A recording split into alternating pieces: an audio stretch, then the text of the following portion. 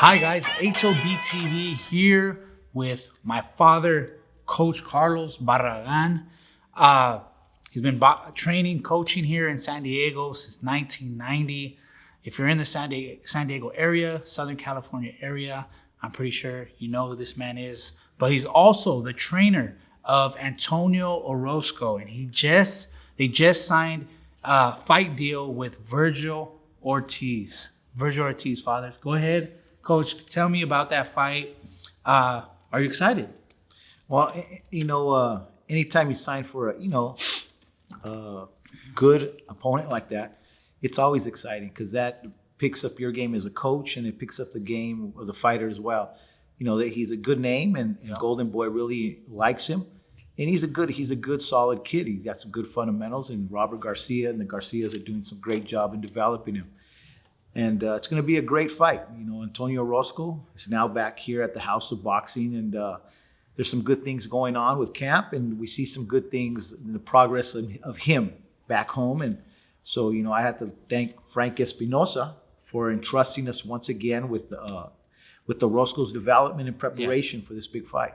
Now, you guys just got back from a media day with Virgil Ortiz up in LA. Go ahead and talk with us a little about that. How did that go with the media? Were they in good relations with Orozco, and were they, how was that? It was good. Eric Gomez and Robert Diaz, they looking at putting some top fights. Golden Boy's thinking about putting some top fights, and this is a good card. There's a good solid undercard of some Texas kids, and then Antonio Orozco and Virgil Ortiz would be the main event. The media was really receptive to the fight. They were excited about it. They're two Mexican kids that have great aggressive styles, and so it always pans out for a great fight. You have a young prospect, and then you have a contender that's going to go in and give it all he's got. And so he's working hard in the gym. So how do you feel? I'm not sure. I mean, this is Orozco's second time going into someone's hometown and being on the B side. Let's be honest here. He's on the B side and Virgil Ortiz is on the A side. How do you combat to that, and how do you overcome that? At this point in his career, it's nothing new. After the Ramirez fight, I think there was like 47,000 people. In this fight, it's only 3,800 people. So when we went into Fresno, that was something different. When we were in the dressing room, we come out with the music, El Fantasma, the band's playing. Yeah. Then all of a sudden, the people see us on the big screen and the boos start. Yeah. And so, you have to be mentally strong in that situation. I think we learned a lot in the Ramirez fight, but we were able to use that and keep our heads screwed on straight and not to get nervous. But, Orozco's a good, solid, mentally strong kid. And so there's nothing new here. I think the Ramirez fight made us better situation in this case. When we first started with Antonio, when we went into the Staples Center, was our very first fight. It was Alfonso Gomez versus Canelo Alvarez. And so that was my biggest. Then we went on to the MGM, but it's a different monster going out, from the tunnels. But in this particular case, we've already been there. We've been to the big show, and so it's nothing new. And so now all we do is focus on getting ready and getting prepared for a great fight. I mean, were there during the media day when you guys went to LA? Robert Garcia was there. Virgil Ortiz was there. Was there somewhat a mutual respect between the two fighters and the coaches, you would say? Well, Robert wasn't there. It was his Pita, his son was there, and we got a great working relationship with the Garcias. We know him for a lot of years, and now with Pita, we have a working relationship with him as well. So, at the end of the day, he wants to win, and we want to win. And so that's what makes competitive boxing good, is when you prepare your guy to win. And so that's what we're doing today, is to win. We're not thinking we're going to lose, but we're going to win. And so with the fight with Ramirez, in that situation, we learned from that situation So now we're going to go at it again. And this fight is going to be for 12 rounds. This is a WBA, some like junior title. So it's 12 rounds. It's not 10 rounds. So it's a good little scrap. And Orozco showed with Ramirez, we could go 12 rounds. And but, we came up short in that particular case. But, we're ready to work and we're ready to do it again. Exactly. Okay. So some of your past fights, you're talking about MGM Grand.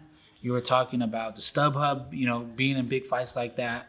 I'll bring up one. You were coaching Carlos Molina when he fought Adrian Broner. Talk to us a little bit about that, man. I mean, that's a big fight on a Mayweather undercard, right? Yeah. Was it on a Mayweather undercard? Talk about your experience with that. And also, you were there. They had the whole Chino Maidana scandal with the whole glove situation. Okay. Well, in professional boxing, as a coach, you develop a kid, you come through the amateur ranks, and then you go up through the nationals. And, we've established a great working relationship with Frank Espinosa and Espinosa Boxing. He liked what we did with Orozco and how we developed him. And this fight came up. And so he asked me, Carlos, would you like to do camp with Carlos Molina, bring him to San Diego, prep him, get ready to go? And so I said, sure. And so, in that particular fight, Carlos Molina was actually a 135-pounder. He was fighting Adrian Broner at 140. And like I told the people from Showtime, I said, look, Carlos Molina is a 135-pounder. Broner was coming off of loss with Adrian Broner. So we understand what's being happened here. Carlos Molina is a 135-pounder. He's a little smaller guy. But as a coach, it's great to be exposed to those situations because you got to know how to keep your head screwed on straight, give them correct instructions, and actually talk to the referees inside the dressing room and just to let them know, because as a coach, you have to do your homework as you watch the opponent. And we watched Broner's situation. In that fight, Broner had a beard, and I brought up in the rule book of Nevada how the beard needs to be smaller or if not taken off, and Adrian Broner took off the beard.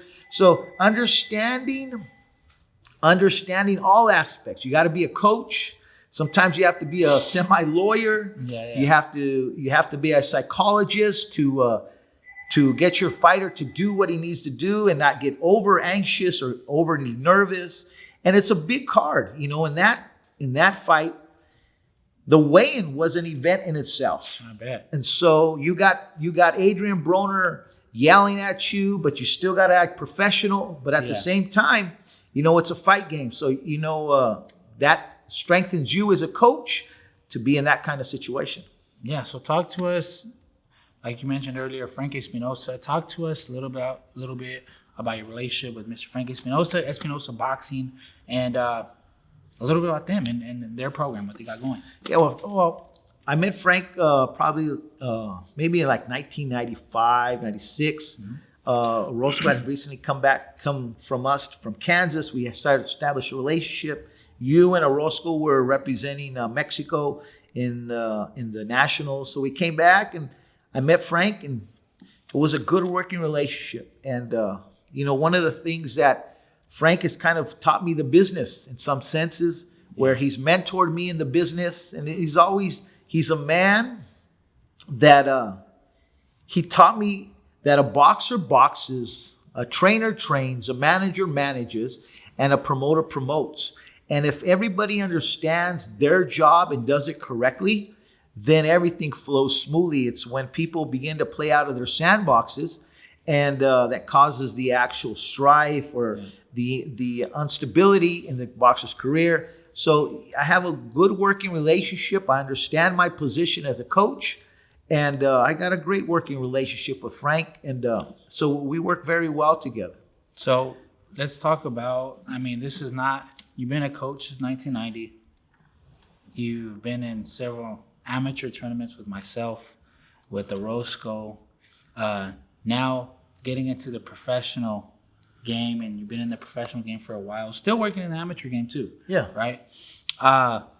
Is there any difference between amateur and professionals? As far as preparation, and do you see anything that from the amateurs that transitions to the professional game well? You know what's really neat is, yes, I still work with the amateurs because I believe that you always have to keep your farm league fresh and always looking. You never know what's going to walk through your front door. You know, there's kids that walk through your front door and you still put some time to them. And then we have a great coaching staff that helps out along the way to develop these kids. But we have to keep our farm league going. And the great thing about it is that our system of training is like a pro style, even the amateurs. And that's the great part about amateur boxing now. Before, it was more of a pity pat. Scoring points. Scoring point, system, correct. So now it's a 10-point must system. And now they want people turning their shots over. Yeah. And, you know, with ratings in the Olympics, they want people falling. That's why they're taking the headgears off. And that's what causes drama and ratings is when people fall, pick up, and it causes a great story on how they overcame a situation to win a gold medal. And that's how right now amateur boxing is beginning to make a transition over to that kind of style. And that fits our style very well. We have a couple youngsters that are, we've been out of the amateur game for a couple years because we were developing fighters and we had a lot of pro fighters. But, you know, we're doing some good things. We have a couple Filipino kids that just won the WBC amateur championships last week. And they're developing very, very well. Yeah. And so it fits our system for a kid to be aggressive, to understand. Since you've been training, we've talked. Yeah. We make chess players and not checker players. And so it works very well to develop our farm league through the amateurs and now later on to the professionals. Yeah, I mean, what I love about you guys, man, you're my father, obviously, so I love you guys. But I mean, my father and grandfather, you guys worked with professionals, but not only professionals, you guys are still humble enough and still have that passion to work with amateur kids. I see you guys on a daily basis here, working with the amateur kids, getting them ready. I've been fortunate enough to help you guys work the corner with some of the kids here. And I'm excited to see what's in store for you guys. You guys got that fight coming up with Virgil Ortiz, and I know you guys will do great, and I wish you guys the best of luck. So if you guys haven't already followed House of Boxing on Instagram, you'll see my father and his 61 Impala that you just got.